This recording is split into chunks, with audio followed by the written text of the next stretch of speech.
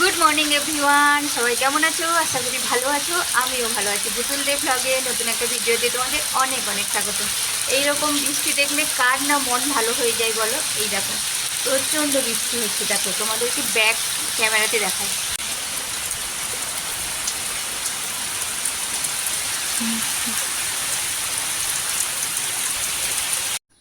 শুধু বৃষ্টি উপভোগ করলেই চলবে? তাহলে পেটটা কি হবে? ওই জন্য চলে এলাম নিচে।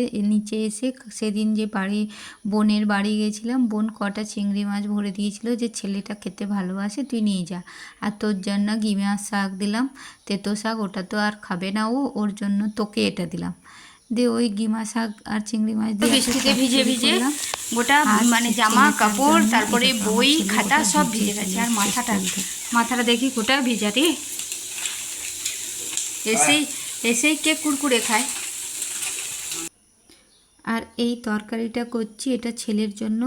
এটা পেঁয়াজ আলুটা আগে ভেজে নিয়েছিলাম আমি, আর পেঁয়াজ চিংড়ি মাছ আলু সব দিয়ে একটা কষে একটু মশলা দিয়ে দেবো।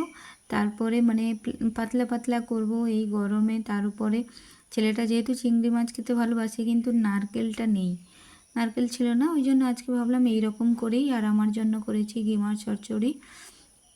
তারপরে এখানে সব কিছু রান্নাবান্না হয়ে যাওয়ার পরে আমরা চলে এলাম এই যে এই মশলাটা দিয়ে দেবো। আর দেখো দেখতে কেমন হয়েছে, ভালোই হয়েছে, খেতেও ভালো হবে, খারাপ হবে না। আর চিংড়ি মাছ খেতে যেহেতু ও ভালোবাসে, তো যেমনই দাও ও খেয়ে নেবে।